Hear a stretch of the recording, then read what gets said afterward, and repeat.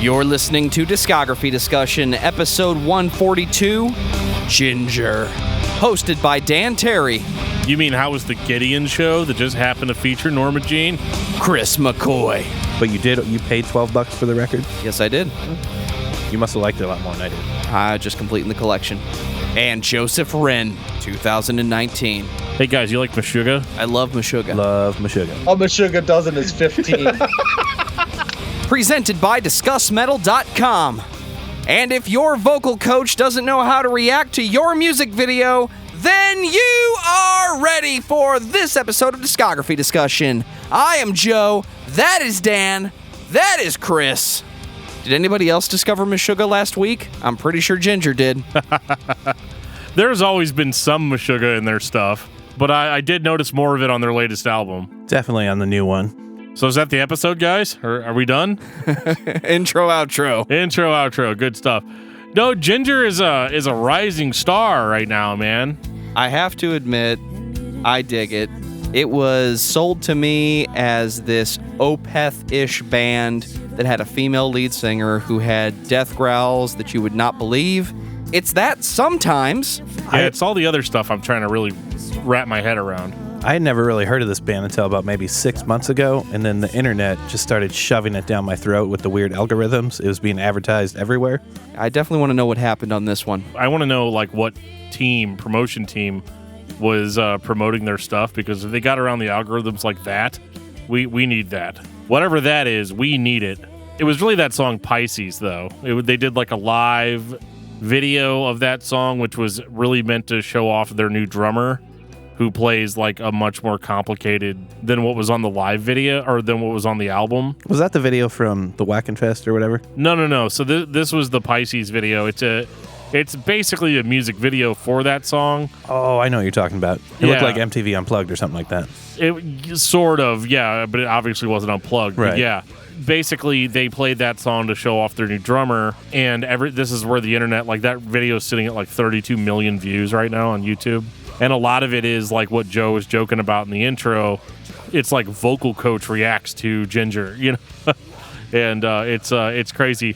It's one of those, like, we live in a world where there are tons of female-fronted metal bands where the singer growls. But it seems like every single time one of those bands starts getting more popular, everybody acts like they've never fucking heard it before.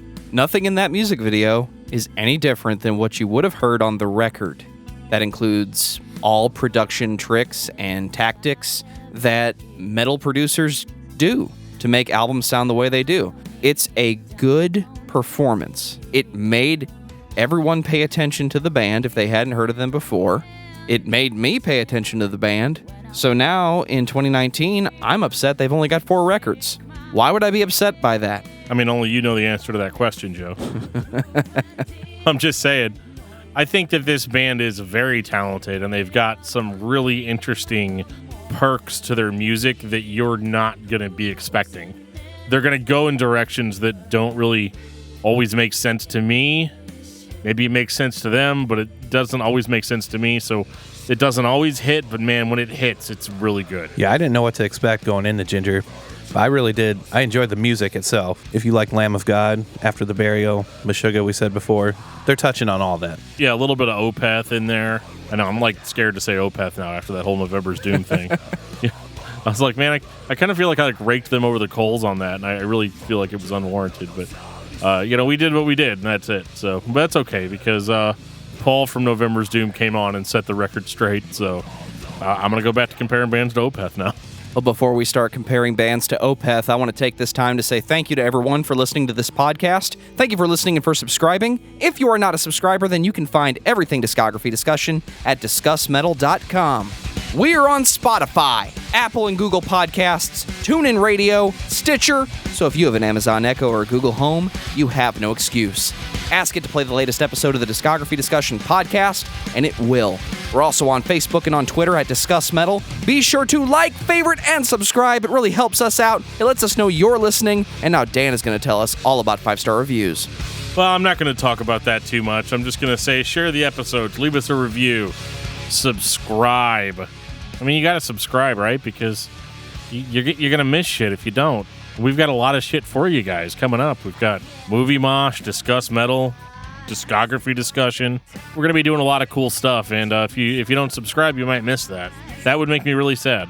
So, Dan, tell me about Jinjer. Well, Jinjer is a Ukrainian metal band that formed in 2009. And since 2009, they have kind of gone through a few lineup changes. Nothing crazy. Most of the band that was the band in, well, that's not necessarily true. So they got a new drummer in 2016 and did that video that we talked about. But pretty much everybody else in the band, their guitarist Roman, bassist Eugene, and vocalist Tatiana, they are pretty much the main staples of the band. The Jinjer that's on recordings is with the exception of the drummer, is basically the band. One of the first things I noticed about the band was the lead singer is very theatrical in her presentation. She does the costume thing, the makeup thing, but everyone else in the band is just kind of there to play the music. They're stereotypical metal guys playing guitars, bass, and drums. The drummer they have today is very minimal. Everything I hear him playing is all taste, because his kit is by no means a Mike Portnoy special. I thought their drummer prior to that was more mechanical. He was there just to do the job. Correct. And that's fine for this kind of music if you're going for like more of a technical style. But I'm not necessarily sure Jinjer is what I would call a techie band. Like, they do some techie shit every now and again, but they're not like, this is not a Meshuggah. This is not a, cattle decapitation or anything like that. This is a band that more or less tries to set a mood, but they just kind of listen to all the bands that we talked about. I'm confused with what kind of mood they're trying to set, because they are kind of all over the place. Kind of all over the place? That is the stereotypical we want to be Opeth mood. It's dark, it's kind of progressive, it's melodic. I think melodic is the best way to describe the mood, because it's not brutal death metal, it's not modern metal where they're doing bass drops and trying to mimic the band that was on before them. It's just straight heavy metal, melodic. It is what it is. The weird thing about this band, as big as they are, dude, I had a hell of a time trying to find this first album. 2013, Inhale, Don't Breathe. And this is kind of a point of contention because, is this an EP? I think I found 7 or 8 tracks on YouTube. Yeah, that's about it. It's not very long. This is probably the most different sounding Jinjer record. It had the most new metal vibe to it, I thought, out of anything they put out. Yeah, it definitely had a new metal vibe, which is why I think they get a tag. When they always throw new metal in there, but I think in this case it's like, yeah, they're definitely. It's got almost like a Guano Apes kind of sound to it. Yeah, after I listened to their other records before I went and found this on YouTube, it was kind of hard to go back and listen to it just because all the videos I found on YouTube, the production quality just wasn't there. It's very obvious this was the first thing they did. Definitely. And that shows in the music. It's not bad. It's nice to know that's where the band came from. It definitely has that Guano Apes, very early OTEP kind of feel to it. OTEP, haven't thought of that band in a while. But for the most part, it's just melodic rock. She's got the growl, though. It's just not produced the same way. Yeah, it's a little bit more natural. We're just singing these songs, we're getting through them. I thought that the material on this record was kind of a little bit more sincere sounding, if that makes sense. It just seemed a little bit more straight ahead. It sounds like a band that you're going to hear playing as opposed to a band that you're going to go see play. I wouldn't say that. I don't think that this was like a unit seller, or anything like that. But I do think that their approach was organic, I guess. They weren't necessarily trying to prove anything to anybody. They had these songs, and they played them and recorded them, and it was all good.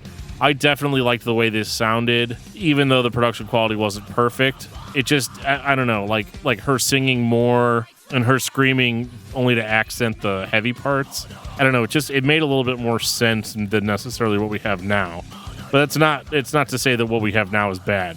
I had a hard time finding information on this first record. Do you know, was it an independent release, or is it on some label that won't put it out, and that's why you can't find it, except for broken up on YouTube? I don't have the answer to that. I found it on Amazon for $12, and I definitely ordered it. It just hasn't arrived yet. You did? It's either independently released or it's a small label. It doesn't show up on any of the streaming services, so I'm going to lean on it's not independent because I can't see them holding it back if they had the rights to it. Right. But you paid $12 for the record? Yes, I did.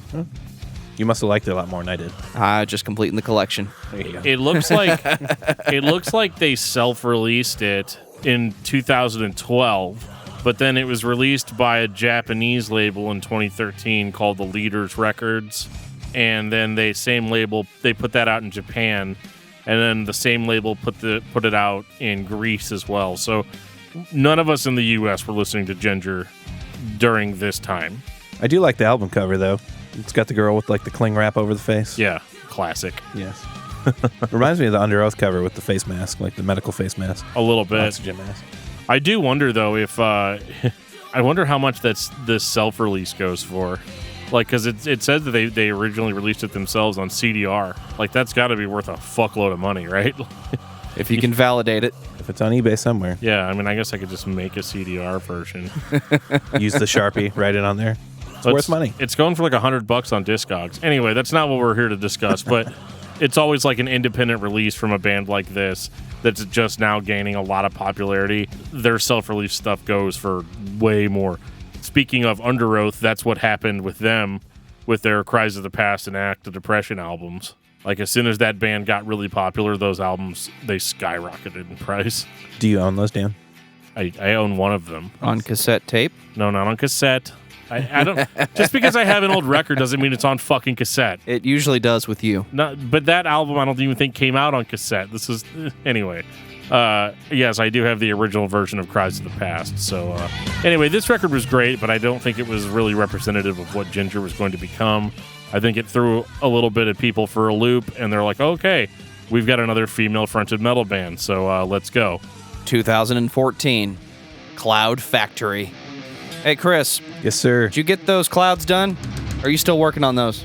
Still working on them. You know you're behind on your quota this month, right? This is a factory, man. We make clouds in this factory. What was the quota again? 1 cloud per... Thunderstorm. That's the quota. Fuck. Okay.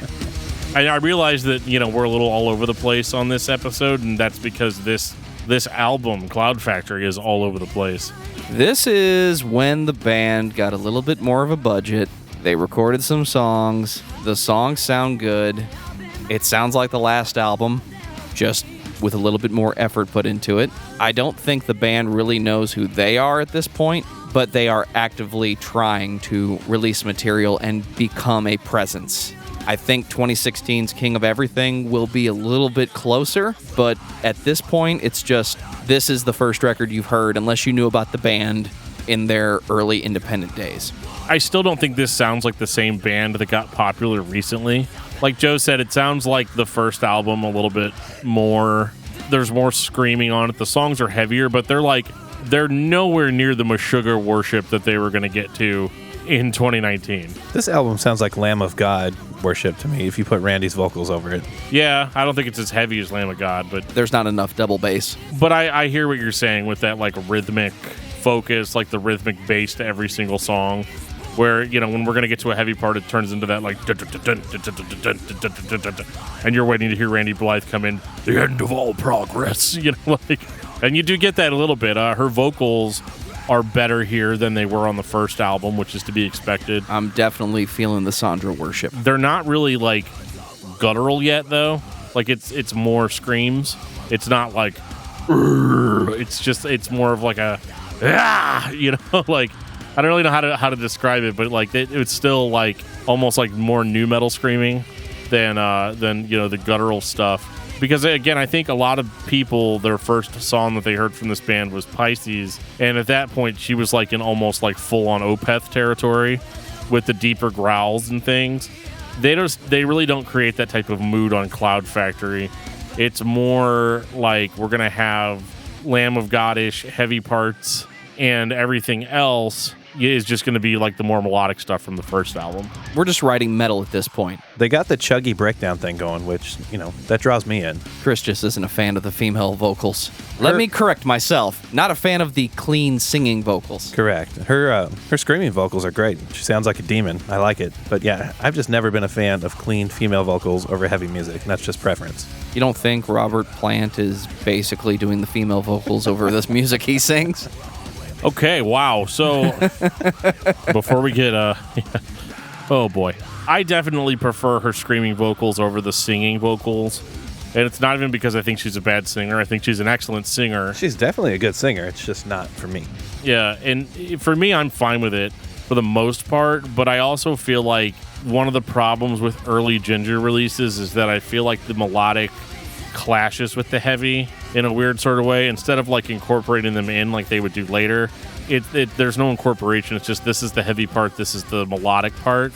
And they might even be playing the same riff, and then she's singing over it melodically, and it doesn't really hit very well. Like it doesn't work.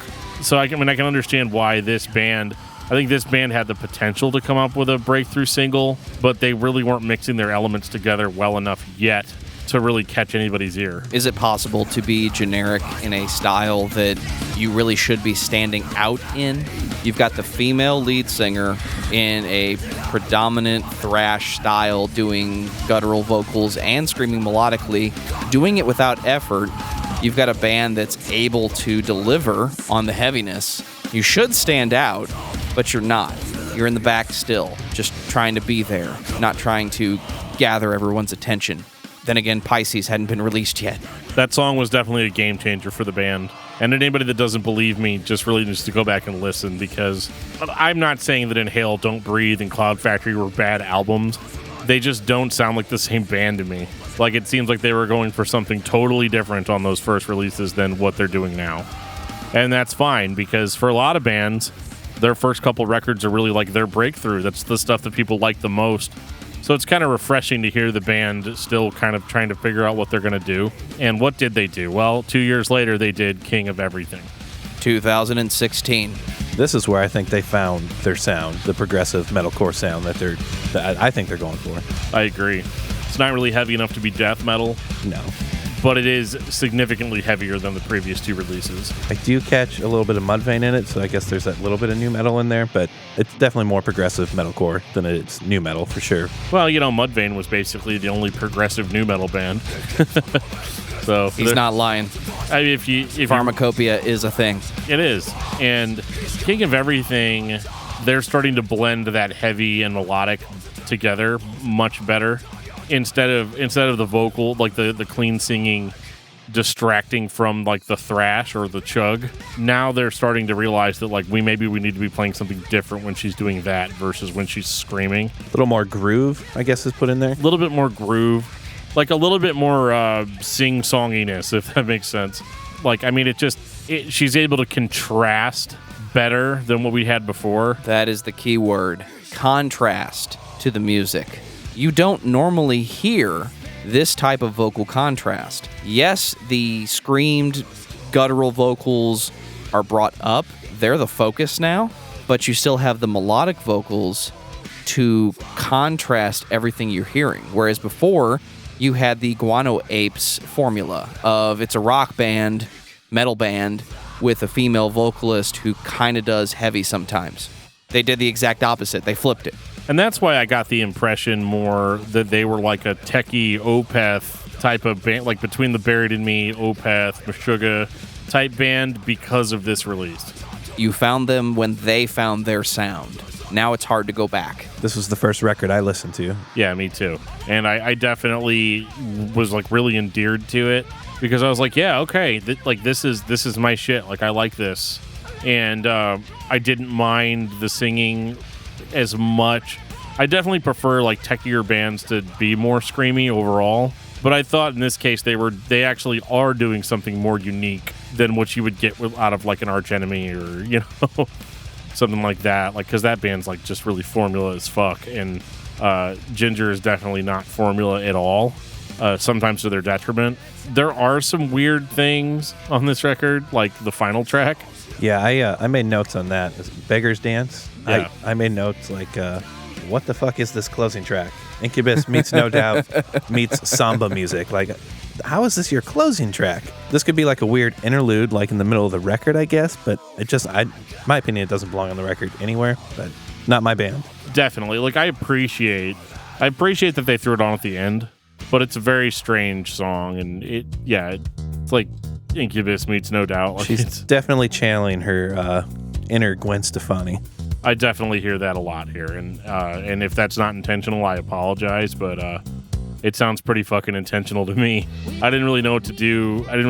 With that song, so I just kind of put it aside. It doesn't fit with the vibe of the rest of the record at all. Yeah, I don't know what the reason would be. Oh, guys, we're not so serious all the time. Well, we got that already from you. You can't end with Pisces and then not end with Pisces. It's a really fucking good song. There's a reason it's got a lot of attention on YouTube. It's a good fucking song. But let's go walk through some spiderwebs, huh? Holy shit. Okay. Let's indeed walk through some spiderwebs. Everybody's got influences, Chris. It's okay that yours is not Gwen Stefani. It just doesn't fit the record at all. I wasn't a fan of this song, but I'm not going to shit on the record just because of this song. No, this just should have been like, the old school, after the last song, you hear nothing for 4 minutes and it's a hidden track. Maybe it was. I definitely didn't listen to this on CD, so... Maybe streaming services are lying to us. They could be. Would not be the first time. One of the songs I really liked on this record was I Speak Astronomy. That was a good track. Dude, I love Blue Oyster Cult. Not really like that, but no, I just thought that this was a really strong song, and to me, this is the standout single on the record.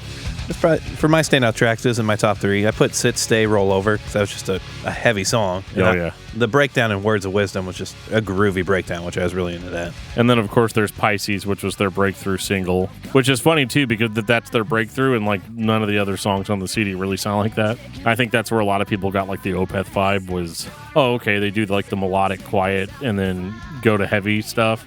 And, that's cool, and it sounds great, but it's not representative of their overall sound. Which is not a bad thing. I mean, variety is the spice of life or some shit like that. I'm not disappointed by the overall product. It's still mostly heavy. It's still a good band. It's just not Pisces. And Pisces is what I was sold. Congratulations, guys. You got me to go see Grown Ups. Nobody told me that they were going to put on Kiss makeup at the end of the movie and go LARPing. But I'm glad I saw the movie because now I've seen that. It's an interesting comparison. I think that this record was really fucking solid and set us up for what we were going to hear on their newest album that just dropped a few days ago, Macro. 2019. Hey guys, you like Meshuggah? I love Meshuggah. Love Meshuggah. Jinjer does too. That intro for, I think it was track 2 or track 2, Judgment and Punishment, I thought I was listening to Meshuggah. Totally. Yeah, it's a third track, but... It's a little bit of a lift, but I'll let it go. There is a little bit of a lift from Meshuggah on this because, again, I expected their older material to sound more like this, to have that kind of bottom end, mechanical riffing. She is growlier on this. She's vocally much deeper, but actually does do the scream vocals not sound a little Meshuggah? They do. I just thought that was so interesting that musically and vocally that it would be somewhat of a match. It's not a direct lift, but you can tell that they want to be considered a technical metal band. Another track that stood out to me was Noah. If they were trying to go for the technical, I heard Animals as leaders in Noah. A little bit, yeah. It's another great band that we should put on the long list. But yeah, there's a lot of Meshuggah. There's a lot of Opeth, old Opeth type stuff in here. And they're definitely building off of what they established on the previous record. I don't necessarily think there's a Pisces on here, and I think that's a little bit more sincere. I like the record as a whole. I haven't had it for very long, so I can't tell you there's a standout track or here's the reason why you need this record. I can do that with King of Everything, and it's not necessarily Pisces. As good as this is, it's not really good as much as it's different. I can tell that the band is still progressing, so I'm interested in what they're doing, but it's not standing out like King of Everything did for me. I think I definitely need a little bit more time with the record. I like On the Top. I like Judgment and Punishment, Retrospection. Home Back was another standout for me in there. That was a good tune. Yeah, and so we're definitely we're at more than half of the record we think is fucking rock solid. We're interested. Yes. We want to hear more of what you guys have. especially if it's going to be this Meshuggah I Want to Be thing. But it's more accessible than Meshuggah. I hear After the Burial in my headphones right now. Yeah, no joke. Well, we'll get to that. I think the band's just kind of an anomaly. Not an anomaly. Like, I'm not trying to say that they're bad or anything like that, and I'm not shitting on the fact that they have a female vocalist or anything that, you're going to likely get accused of whenever you say you don't totally love the band. It's just that they probably got way more popular than they had business getting. It's just that song Pisces, it really, really took off. And so now the band is on a whole different level of fandom than they were like 2 years ago. And they're just sorting through it the best that they can. And I find it interesting that everybody wants a heavier Jinjer, which is not usually the case with a band like this. It would be very easy for her to, at this point, like, put out a record of, like, just pop hits. But I think that the band has more integrity than that, and this record shows it, that they're still pushing forward with the style that they're trying to create. I don't think that they're at the point where they're creating anything new yet, but I think give them a couple more albums and they'll get there. Final thoughts on Jinjer. Dan. I think what I just said pretty much sums it up. I mean, I think they're still a band that's trying to find their sound. I think they found the basics in it, but I do find their overall material to be more derivative of other bands that I like, but it's not derivative enough yet to where I would listen to them over a band that I already like. Chris, what about you? I agree with Dan. Listening to Jinjer, they are pulling a lot from other bands I do like, and I'm not going to choose their record off the shelf, over, say, Meshuggah or After the Burial or Lamb of God. I'll probably go with those bands. I'm really surprised that none of you guys have made fun of me for actually being a Jinjer with my red hair and freckles while doing this episode, so going to get it in there? I mean, I think we're going to leave it alone. All right, okay. I don't want anybody throwing elbows again, Chris. Come on. Right. Oh. I guess face still hurts. I guess another thought for this band would be this is a band you can maybe have on in the car if you're wanting to listen to something heavy, but your wife is also in the car, because there's something with the clean melodic vocals, because she is a hell of a singer. This is something you could have on with the wife in your car, and she could probably get something out of it. I think Jinjer is a band that will do something. Maybe that thing is Pisces, and everyone will remember them for that. In my opinion, there is a gap in heavy music where everybody thinks if you're a female, you're either Amy Lee or you're OTEP. Those are the people that I first show Sandra from Guano Apes to and say she can do whatever she wants, and she still sings pop.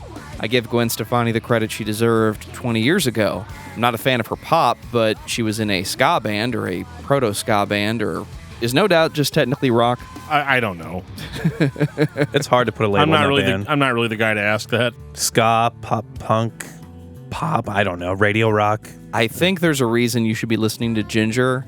I just don't think they've done the great thing or released the great album that will define them as a band. And unfortunately, I think in 2019, they either have that coming or the band will just cease to exist, and then she will go off and do something totally different.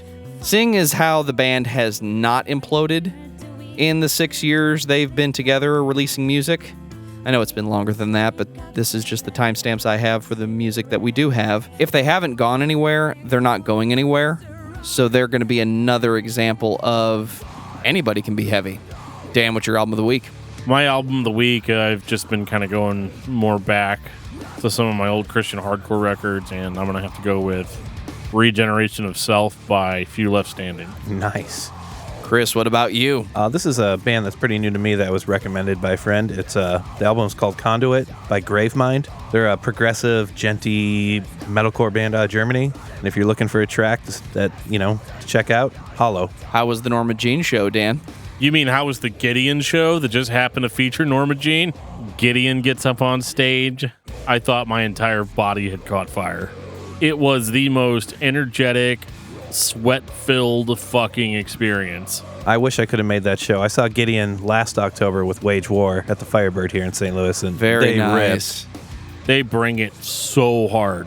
They were louder than any other band there. Although I didn't stick around for the Devil Wears Prada because, whatever. But I did stick around for Norma Jean, obviously, which was the reason I was there. And they fucking brought it. They played 3 songs, I believe, off of the new album. But Norma Jean kicked ass. They were great.